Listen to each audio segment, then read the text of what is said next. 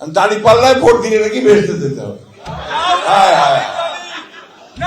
চিন্তা করেন, বিএনপিতে এখন ওদের সবচেয়ে বড় শত্রু, কারণ নির্বাচন হলে বিএনপি ল্যান্ডস্লাইড ভিক্টরি পাবে, পাবে কিনা? কে আসতে কেন জোর নাই গলায়? 22 সালেই আমরা এই সংস্কারের কথা বলেছি, আমরা যা যা বলেছি সবগুলো আজকে এখানে আছে। সুতরাং এই সংস্কার দিয়ে আবার আমাদেরকে প্রশ্ন করে অনেকে, আপনারা কি সংস্কারের পক্ষেই না বিপক্ষে? ওটা তো আমারই সন্তান, আমি তো তার জন্য প্রাণ দিতে পারি। এই যে জিনিসগুলো সবসময় আপনার বিভ্রান্ত করার চেষ্টা করা হয়। আমাকে কেউ জিজ্ঞেস করলে বলারে আমি সরাসরি বলি মাই চাই। সুতরাং সংস্কার যেটুকু হয়েছে, যেখানে একমত হয়েছি সমস্ত রাজনৈতিক দলগুলো, অবশ্যই সেটা আমাদের হ্যাঁ আছে, তো না নাই। কিন্তু তোমরা কারসাজি করেছে, তোমরা কিছুটা বেইমানি করেছ। আমার বলতে কোনো দ্বিধা নেই, যেগুলো আমরা একমত হই নাই সেগুলো ঢুকিয়ে দিয়েছ। তারপরে আমরা কিন্তু মেনে নিয়েছি যে ঠিক আছে, দেশের বৃহত্তর স্বার্থে, জনগণের বৃহত্তর স্বার্থে আমাদের কাছে যেটা গ্রহণযোগ্য নয় সেটাও আমরা মেনে নিয়েছি। ঠিক আছে, পরে পার্লামেন্টে কি দেখা যাবে। RICL TMX, যুগের পর যুগ স্থাপনা থাকে মজবুত।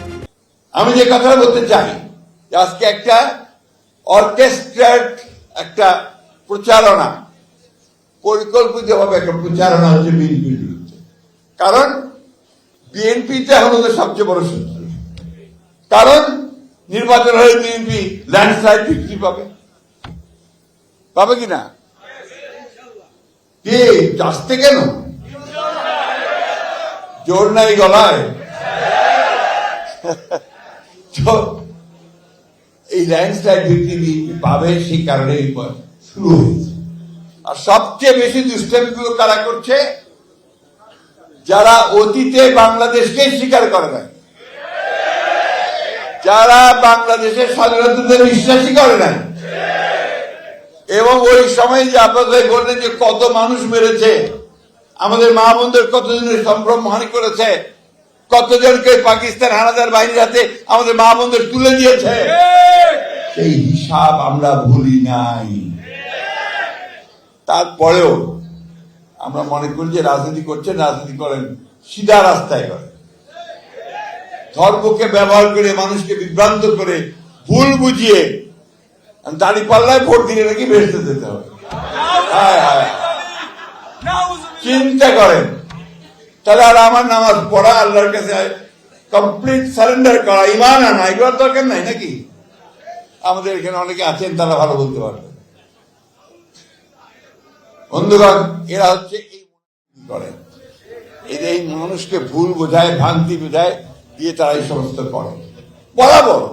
আজকে না, পাকিস্তান আন্দোলন যখন হয়, ভারতবর্ষ যখন স্বাধীন হচ্ছে, যখন জিন্নারা লড়াই করছেন মুসলমানদের আবাসস্থল পাকিস্তানের জন্য, তখন তাদের নেতা মৌলানা মওদুদি পাকিস্তান আন্দোলনে করেননি, বিরোধিতা করেছেন। আমি কথাগুলো বলতাম না, আজকে বলতে বাধ্য হচ্ছি, কারণ তারা এই কথাগুলো আজকে ভিন্নভাবে বিএনপিকে মিথ্যা প্রচার করে।